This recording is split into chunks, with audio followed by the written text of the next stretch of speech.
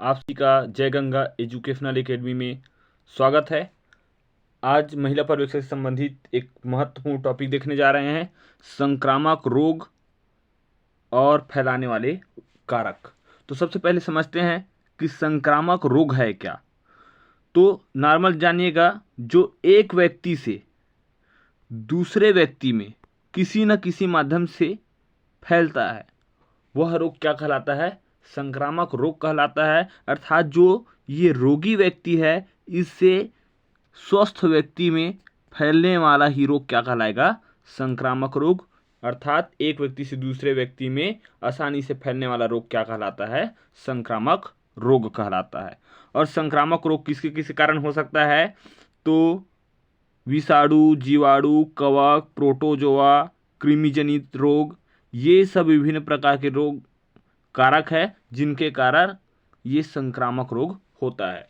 तो देखते हैं, पहले थोड़ा नॉर्मल रूप से देखते चलते हैं, है ना, उसके बाद ट्रिकी तरीका से भी बताऊंगा कि संक्रामक रोग।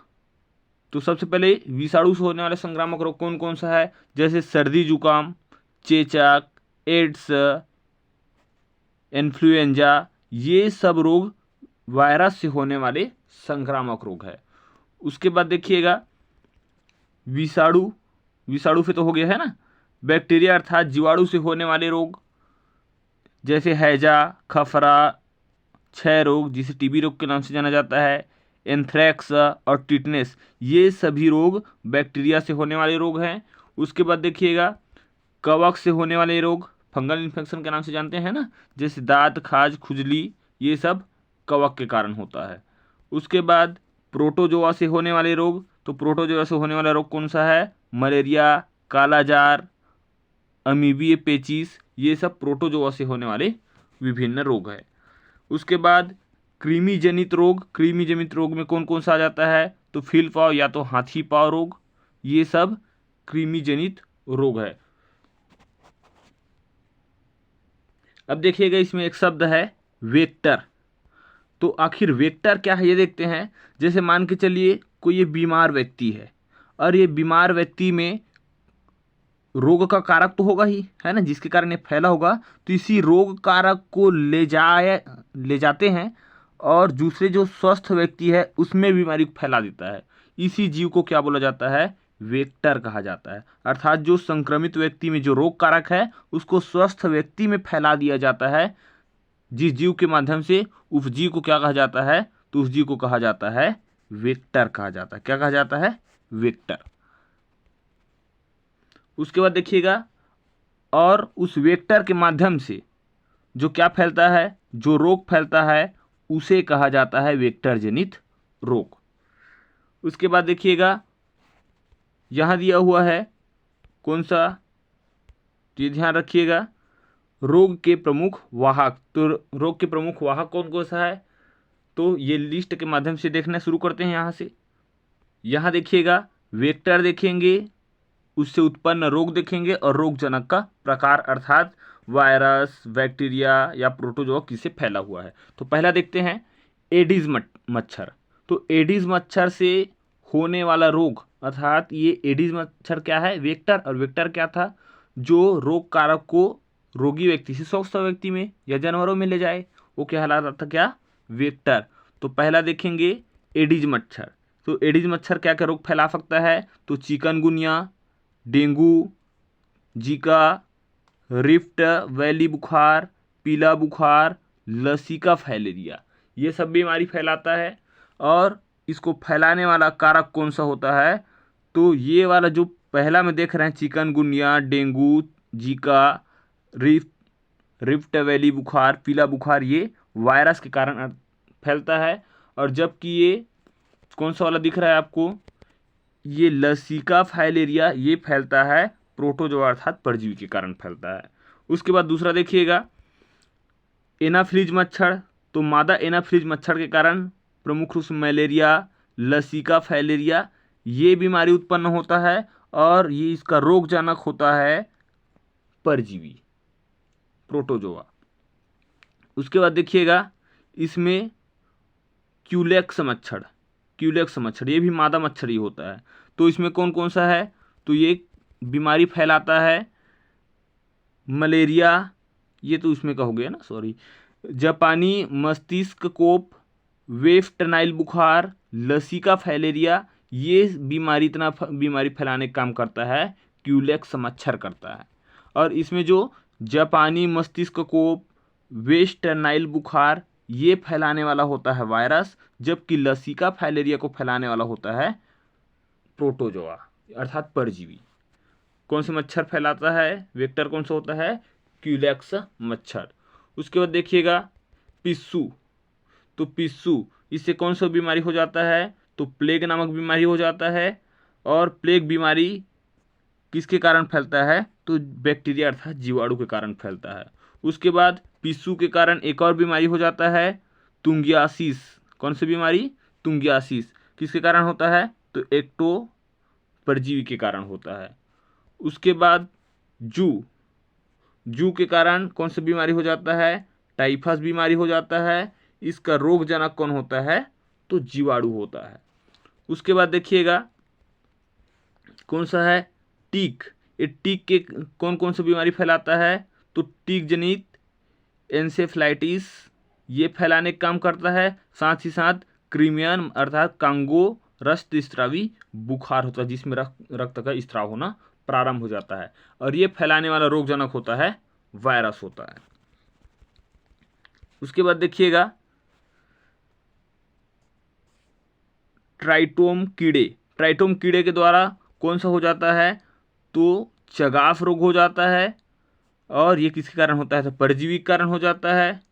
तेज से मक्खी के कारण कौन सा बीमारी हो जाता है, तो नींद की बीमारी हो जाता है। और ये किसके कारण फैलता है, तो परजीवी के माध्यम से फैलता है। ट्रिक के माध्यम से वायरस से संबंधित रोगों के बारे में पढ़ते हैं। तो इसके लिए एक सिंपल सा ट्रिक याद रखिएगा। ये ट्रिक कौन सा है, तो छोड़ गई रेखा हमें हिट करके पोइचे मतलब होता है पीछे, लेकिन आपको पोइचे ही पढ़ना है ताकि ट्रिक अच्छे से बने, है ना। तो याद रखिएगा एक बार और, छोड़ गई रेखा हमें हिट करके पोइचे। तो छो से छोटी माता, ड़ को ड पढ़िएगा, है ना, ड से डेंगू, ग से गलसोत, है ना, इसको ऐसा कर लीजिएगा थोड़ा, गलसोत, ई का इन्फ्लुएंजा, और रे से क्या हो जाएगा, रेबीज हो जाएगा। तो यहाँ तक एक बार हम और रिपीट करेंगे, उसके बाद बाकी ट्रिक का भी करा दूंगा, है ना। तो सबसे पहले ट्रिक क्या है, छोड़ गई रेखा हमें हिट करके पोइचे। तो इसके लिए ट्रिक के अनुसार देखना शुरू करेंगे। तो छो से छोड़ गई, है ना, तो छोड़ गई छो से छोटी माता, ड से डेंगू, ग से गलसोत, ई से इन्फ्लुएंजा, रे से रेबीज, खा से खसरा, ह से हर्पीस, और ये मे से याद रखिएगा मेनिंजाइटिस, मे से मेनिंजाइटिस, ही से हिपेटाइटिस, ट से ट्रैकोमा, पो से पोलियो, ए से एड्स, और चे से चेचक। तो ट्रिक याद रखिएगा, छोड़ गई रेखा हमें हिट करके पोइचे, ये ट्रिक आपको याद रहेगा। तो एक दो बार प्रैक्टिस करिएगा तो ये आ जाएगा। इसी प्रकार से कवक से संबंधित रोगों के लिए भी ट्रिक याद रखिएगा। तो क्या बोलेंगे हम, फ्रूट खाए गंजा दामान, फ्रूट है ना, फ्रूट खाए गंजा दामान, ये ट्रिक याद रखिएगा। और यहां से एक एक शब्द को लेते लेते हम लोग पढ़ना शुरू करेंगे। तो फ्रूट से फूट याद रखिएगा, तो एथलीट फूट अर्थात हाथी पांव किसके कारण होता है, तो कवक के कारण होता है। अगला देखते हैं, इसमें खाए से हो जाएगा खाज, गंजा से गंजापन, दा से दाद, ये जो दामाद लिखा हुआ है ये दा से हो जाएगा दाद, और माँ को मारो गोली, है ना, और द से हो जाएगा दमा हो जाएगा। तो इस प्रकार से कवक से संबंधित लिख सकते हैं। तो इसके लिए ट्रिक क्या था, फ्रूट खाए गंजा दामान, यहाँ देखिएगा फ्रूट खाए गंजा दामान, फ्रूट से एथलीट फूट, खाए से खाज, गंजा से गंजापन, दाद से दाद, और दामाद में म था तो म को मारो गोली, और द से हो जाएगा दमा। इस प्रकार से कवक को भी आसानी से याद कर सकते हैं। इसी प्रकार से प्रोटोजोआ से संबंधित रोग से संबंधित एक ट्रिक देखिएगा ध्यान से।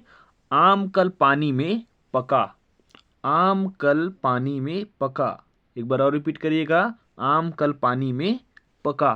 तो ये ट्रिक याद रखिएगा, आम कल पानी में पका। आम से हो जाएगा अमीबी पेचिस, कल से हो जाएगा कालाजार, पा से हो जाएगा पायरिया, और नी से हो जाएगा निद्रा रोग, और में से हो जाएगा मलेरिया, और पका से हो जाएगा पेचिस।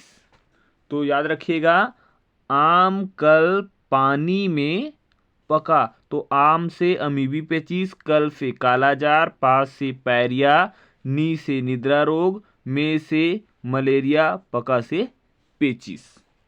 इसी प्रकार से देख सकते हैं जीवाणु से होने वाले रोग। तो जीवाणु से होने वाले रोग कौन कौन सा है? तो इसके लिए ट्रिक है, न्यू पंडित का टीका है। टीका किसका है? टीका है ना, समझते हैं, रामायण में जाते होंगे तो टीका। तो न्यू पंडित का टीका है। किसका टीका है? तो न्यू पंडित का, न्यू पंडित का टीका है। तो न्यू से निमोनिया, प से हो जाएगा प्लेग, न्यू से निमोनिया, प से प्लेग, डी से डिप्थीरिया, त से हो जाएगा आपका तपेदिक, का से हो जाएगा काली खांसी, टी से हो जाएगा टिटनस, और का से हो जाएगा कुष्ठ रोग, और है से हो जाएगा हैजा। मतलब न्यू पंडित का टीका है। इसको एक बार रिपीट कर लीजिएगा यहाँ से, न्यू पंडित का टीका है। न्यू से हो जाएगा निमोनिया, प से हो जाएगा प्लेग, डी से हो जाएगा डिप्थीरिया, त से हो जाएगा तपेदिक, का से हो जाएगा काली खांसी, टी से हो जाएगा टिटनेस, और का से हो जाएगा कुष्ठ रोग, और है से हो जाएगा हैजा। इन सब ट्रिक के माध्यम से आप आसानी से इन सभी से संबंधित रोग को आसानी से आप याद कर सकते हैं। इसमें हम वायरस के द्वारा होने वाले जो रोग हैं उनको थोड़ा थोड़ा विस्तार से देखना और शुरू करेंगे, लेकिन जितना भी मैं बीमारी बताया हूँ ट्रिक के माध्यम से आप आसानी से उसको याद कर सकते हैं। और यहाँ से कुछ अलग टाइप से देखना शुरू करेंगे। एड्स देखिएगा, एक्वायर्ड, एड्स का पूरा फुल फॉर्म अगर पूछा जाए तब की स्थिति में देखिएगा, एक्वायर्ड इम्यूनो डिफिशियंसी सिंड्रोम। ये इसका फुल फॉर्म है किसका? एड्स का। और ये किसके द्वारा फैलता है? तो HIV के द्वारा फैलता है। HIV का फुल फॉर्म होता है ह्यूमन इम्यूनो डिफिशियंसी वायरस, ये नाम से जाना जाता है HIV को। तो एड्स का फुल फॉर्म मिल गया आपको, और साथ ही साथ HIV का, एड्स का एक्वायर्ड इम्यूनो डिफिशियंसी सिंड्रोम के नाम से जाना जाता है एड्स का फुल फॉर्म। और HIV का फुल फॉर्म क्या बताया आपको? Human immuno deficiency virus. उसके बाद देखना शुरू करते हैं पोलियो। तो पोलियो में क्या है? तो ये कौन से अंग को प्रभावित करता है? तो ये प्रभावित करता है तंत्रिका तंत्र को प्रभावित करता है। और पोलियो के टीके का खोज किसने किया था? तो जोनास सॉक ने किया था। और इसको मुंह के द्वारा भी लिया जाने वाला है, और टीका की खोज करने वाला कौन था? अल्बर्ट सैलिन था। तो सबसे पहले जो पोलियो का खुराक दिया जाता था वो कैसा था? तो मुख के द्वारा दिया जाता था। बाद में ये टीका का भी खोज हो चुका है, और खोज करने वाला कौन था? अल्बर्ट सैलिन है। उसके बाद देखिएगा डेंगू बुखार। तो ये एडिस इजिप्टाई मच्छर इसके वाहक होते हैं, ठीक है। तो ये मच्छर का नाम याद रखिएगा। चेचक, चेचक के बारे में बात किया गया तो 1970 से भारत में इसका पूर्ण उन्मूलन हो चुका है। तो भारत में चेचक का पूर्ण उन्मूलन यदि पूछे तो कब हुआ है? तो 1970 में, और 1980 से पूरी दुनिया में इसका उन्मूलन हो चुका है, मतलब चेचक मुक्त बोला गया है। इसके बाद देखिएगा रेबीज। रेबीज इसे क्या कहा जाता है? हाइड्रोफोबिया कहा जाता है। और इससे संबंधित ये बीमार व्यक्ति पानी से डरता है, और होता किसके कारण है? तो कुत्ता के काटने के कारण होता है। और रेबीज के टीके का खोज करने वाला व्यक्ति कौन था? तो लुई पास्चर। लुई पास्चर ने किसका खोज किया है? तो रेबीज के टीके का खोज किया है। उसके बाद देखिएगा वायरस से होने वाला एक बीमारी और है खफरा। खफरा से होता क्या है? तो पूरे शरीर में लाल छोटे छोटे दाने हो जाते हैं, और ये अधिकांशतः बच्चों में होता है ये खसरा रोग। ये तो था वायरस से संबंधित रोग। और ये था, अब देखिएगा जीवाणु द्वारा कौन कौन सा होता है। तो पहला है एंथ्रेक्स, एक ऐसा रोग है तो संक्रामक रोग होता है जो एक व्यक्ति से दूसरे व्यक्ति में फैल जाता है। दूसरा देखिएगा हैजा, जिसे कैलरा के नाम से जाना जाता है, और ये दूषित पानी और खाद्य पदार्थ से संक्रमण के कारण होता है, अर्थात दूषित पानी और दूषित भोजन करने से हैजा नामक रोग होता है। उसके बाद देखिएगा प्लेग। प्लेग किसके द्वारा होता है? तो चूहा के माध्यम से मनुष्य तक पहुंचता है कौन सा रोग? प्लेग रोग। उसके बाद आ जाता है आपका तपेदिक या क्षय रोग, या इसी को टीबी रोग के नाम से जाना जाता है। इसके कारण कौन सा अंग प्रभावित होता है? तो फेफड़ा वाला हिस्सा प्रभावित होता है। और इस टीबी रोग से बचने के लिए बच्चे को क्या दिया जाता है? तो याद रखिएगा, बच्चों को एक टीका लगाया जाता है। कौन सा टीका? बीसीजी का टीका लगाया जाता है। और इसी में बेफिलस, कैलमिटी, ग्यूरिन टीका भी दिया जाता है टीबी से बचने के लिए। उसके बाद देखिएगा कुष्ठ रोग।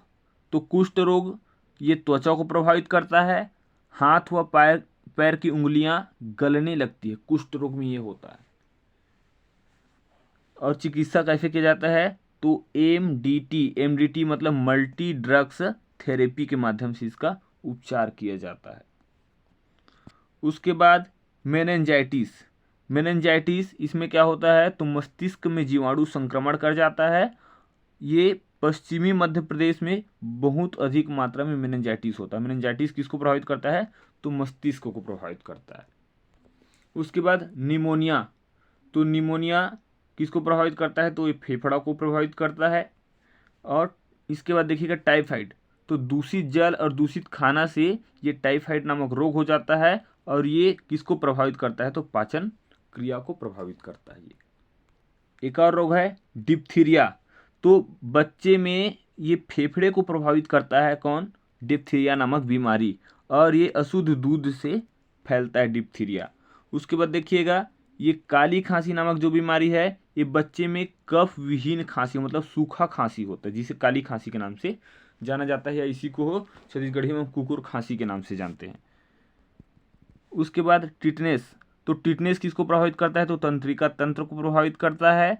और इसमें रीढ़ की हड्डी धनुषाकार और धूल मिट्टी से ये होता है, धूल मिट्टी से होता है। और हड्डी कैसा हो जाता है?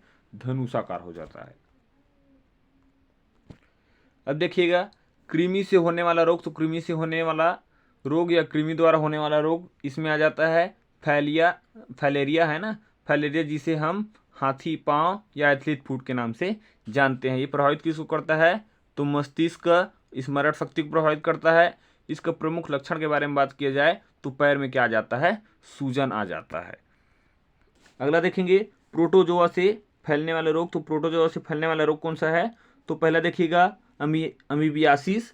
ये किसको प्रभावित करता है? तो पाचन क्रिया को प्रभावित करता है अमीबियासिस। उसके बाद हो जाता है मलेरिया रोग। मलेरिया किसके कारण फैलता है? तो ये फैलता है मादा एनाफ्लिज मच्छर के काटने के कारण होता है। देखिएगा कवक अर्थात फफूंद के द्वारा कौन सा रोग होता है? तो चर्म रोग होता है। दांत, खाज, खुजली, दमा, एथलीट फुट, ये सब किसके कारण होता है? तो कवक के कारण हो जाता है। उसके बाद अगला देखिएगा अनुवांशिक रोग कौन सा है? तो अनुवांशिक रोग है हीमोफीलिया। हीमोफीलिया होगा कब? जब स्त्री वाहक हो और पुरुष में ये लक्षण प्रकट होते हैं, ये हीमोफोबिया में होता है ऐसा। सिकल सेल एनीमिया, वर्णांधता। ठीक है, वर्णांधता क्या है? तो जिसमें हरा रंग और लाल रंग में अंतर नहीं पहचान पाता, ये वर्णांधता कहलाता है। और डाउन सिंड्रोम और थैलेसीमिया। ठीक है, ये सब क्या है? अनुवांशिक रोग है जो एक पीढ़ी से दूसरी पीढ़ी में फैलता है। इसमें देखते हैं जीवाणुओं द्वारा होने वाले रोग, इसके बारे में पढ़ चुके हैं, लेकिन इसमें कुछ कुछ कारक पढ़ना बाकी था। और ये संचरण का तरीका कैसे होता है ये देखना शुरू करेंगे वायरस के द्वारा होने वाले रोगों में। तो सबसे पहले देखेंगे छोटी माता के बारे में। छोटी माता के कारक कौन है? वेरिसला जोस्टर वायरस, VZV। ठीक है, वेरिसला जोस्टर वायरस। और ये संचरण का माध्यम होता है, ये सीधा सीधा संपर्क में आने में फैलता है और संक्रमित वस्तु को यदि आप छूते हैं तब भी छोटी मात्रा होने का भय बना रहता है। उसके बाद देखिएगा इन्फ्लुएंजा, इसका प्रमुख कारक कौन सा है? तो आर्थोमिक्सोवायरस। आर्थोमिक्सोवायरस इसका कारक है, अर्थात इसके कारण फैलता है और ये संचरण का माध्यम यदि सीधा संपर्क में आते हैं तब इन्फ्लुएंजा हो जाता है। उसके बाद देखिएगा खफरा, जिसे हम रूबेला के नाम से जानते हैं और इसका प्रमुख कारक होता है मिसल्स वायरस और ये भी सीधा संपर्क में आने के कारण होता है। उसके बाद पोलियो, तो पोलियो के बारे में बात किया जाए तो पोलियो वायरस के कारण ये होता है और इसका फैलने का तरीका होता है सीधा संपर्क में आना, मक्खियाँ, पिस्सू, खाना और पानी के माध्यम से ये पोलियो बीमारी फैलता है। अगला देखिएगा डेंगू बुखार या हड्डी तोड़ ज्वर, इसका वायरस होता है डेंगू वायरस कारक और एडिस एजिप्टलाई मच्छर के काटने के कारण भी ये बीमारी होता है। अगला देखिएगा एड्स। एड्स कौन से कारण होता है? HIV के कारण होता है और ये यौन संपर्क और संक्रमित रक्त या संक्रमित इंजेक्शन लगाने से ये फैल सकता है या फैलता ही है ना। चेचक, चेचक कैसे फैलता है? तो चेचक के लिए वायरस है, कौन सा वायरस कारक है? तो वेरियोला वायरस और किसके द्वारा फैलता है? तो सांसों के द्वारा ये फैलता है। इसके बाद देखिएगा जीवाणुओं द्वारा होने वाला रोग, तो इसका प्रमुख कारक विधि कैसा है, लक्षण क्या क्या दिखाता है ये देखते हैं। डिप्थीरिया, तो डिप्थीरिया रोग होता है किसके कारण? कोरियोनी बैक्टीरियम डिप्थेरी कारक के कारण होता है, वायु के माध्यम से फैलता है और इसका प्रमुख लक्षण होता है गला खराब होना, बुखार आना, सांस लेने में कठिनाई होना, ये सब लक्षण दिखाई देते हैं डिप्थीरिया रोग में। उसके बाद अगला देखते हैं तपेदिक या ट्यूबरकुलोसिस, तो ये माइक्रोबैक्टीरियम के रोगाणु के कारक होता है, अर्थात कारक कौन हो जाएगा? माइक्रोबैक्टीरियम हो जाएगा। संचरण की विधि खाना, वायु या दूध के माध्यम से बीमारी फैलता है। प्रमुख लक्षण क्या है? तो खांसी, शाम को बुखार आना, थकान, वजन का घटना, एक्सरे से फेफड़े में संक्रमण का पता चलता है इसमें। उसके बाद प्लेग नामक जो बीमारी है ये इसका कारक कौन है? तो यार्सिनिया पेस्टिस या पास्चुरेला पेस्टिस, ये इसके प्रमुख कारक है और ये संचरण का तरीका कैसा होता है? तो प्लेग बीमारी मुख्य रूप से चूहा के कारण फैलता है और इसमें प्रमुख लक्षण क्या होता है? तो अचानक तेज बुखार आना, उल्टी होना, गर्म पानी और सूखी त्वचा। उसके बाद अगला है टाइफाइड या आंत्र ज्वर और इसका प्रमुख कारक होता है साल्मोनेला टाइफी और किसके कारण फैलता है? तो मक्खी के कारण, खाना के कारण, मल और पानी के कारण ये बीमारी फैलता है। इसका प्रमुख लक्षण है बुखार, मिचली आना, उल्टी, पेट दर्द, ठंड और दस्त होना, ये इसका प्रमुख लक्षण है। उसके बाद देखिएगा हैजा। हैजा किसके कारण फैलता है? वाइब्रियो कालरी के कारण फैलता है और ये कारक होता है ना। फैलता कैसे? फैलने का तरीका होता है मक्खियों के माध्यम से, खाना और पानी के माध्यम से हैजा बीमारी फैलता है। इसका प्रमुख लक्षण तीव्र भयंकर दस्त होता है और उल्टी और निर्जलीकरण हो जाता है, ये हैजा का एक प्रमुख लक्षण है। उसके बाद देखिएगा काली खांसी, तो काली खांसी की प्रमुख कारक वार्डेटेला पर्ट्यूसिस कैसे फैलता है? तो खांसी या छींक के दौरान ये बीमारी फैल जाता है। प्रमुख लक्षण है जुकाम, सूखी खांसी से शुरू होकर खांसी उग्र बिंदुक रूप धारण कर लेती है, ये इसका प्रमुख लक्षण है। उसके बाद देखते हैं परजीवी द्वारा होने वाला रोग, तो परजीवी द्वारा होने वाला रोग, पहला रोग कौन सा है? मलेरिया। प्रभावित कौन से अंग को प्रभावित करता है? तो तिल्ली या RBC को प्रभावित करता है। कौन सा रोग? मलेरिया रोग। कौन से परजीवी कारण होता है? तो प्लाज्मोडियम नामक परजीवी कारण मलेरिया बीमारी होता है। वाहक कौन होता है? तो मादा एनाफ्लीज। लक्षण क्या होता है? ठंड के साथ बुखार आना, ये मलेरिया के प्रमुख लक्षण है। तो एक बार रिपीट कर लीजिएगा, मलेरिया कौन से अंग को प्रभावित करता है? तितलिया RBC को। प्लाज्मोडियम परजीवी कारण होता है। वह कौन होता है, मादा एनाफ्लीज मच्छर, और ठंड के साथ बुखार आना इसका प्रमुख लक्षण होता है। उसके बाद देखिएगा पायरिया। तो पायरिया किसको प्रभावित करता है, तो मसूड़े को प्रभावित करता है। परजीवी कौन सा है, एंट अमीबा जिंजिवेलिस, ये इसका परजीवी है, और इसमें प्रमुख लक्षण है मसूड़े से रक्त का निकलना, इसमें प्रमुख लक्षण होता है पायरिया बीमारी में। उसके बाद देखिएगा सोने की बीमारी। तो सोने की बीमारी किसको प्रभावित करता है, तो मस्तिष्क को प्रभावित करता है। कौन परजीवी प्रभावित करता है, तो ट्रिप्नोसोमा के कारण होता है। वह कौन होता है, तो सीटी मक्खी, और बहुत नींद के साथ बुखार आना इसका प्रमुख लक्षण होता है। उसके बाद देखते हैं पेचिस। तो पेचिस आंत को प्रभावित करता है, और परजीवी कौन सा होता है इसका, तो एंट अमीबा हिस्टोलिटिका, ये प्रभावित करने वाले परजीवी होते हैं, और इसमें प्रमुख लक्षण दिखाई देता है श्लेष्मा एवं खून के साथ दस्त होना। उसके बाद अगला देखिएगा कालाजार। तो कालाजार कौन से अंग को प्रभावित करता है, तो अस्थि मज्जा को प्रभावित करता है। तो लिस्मेनिया डोनावानी परजीवी के कारण होता है। वह कौन होता है, तो मक्खी के कारण ये फैलता है, और इसका प्रमुख लक्षण होता है तेज बुखार। इसी प्रकार से लगातार आपको वीडियो मिलता रहे, इसके लिए आप चैनल को सब्सक्राइब लाइक करके रखिएगा, ताकि आपको लगातार नई नई जानकारियाँ और विभिन्न प्रतियोगी परीक्षाओं से संबंधित तैयारी आपको हमारे यूट्यूब चैनल के माध्यम से निःशुल्क हो सके। वीडियो को पूरा देखने के लिए आप सभी का बहुत बहुत धन्यवाद।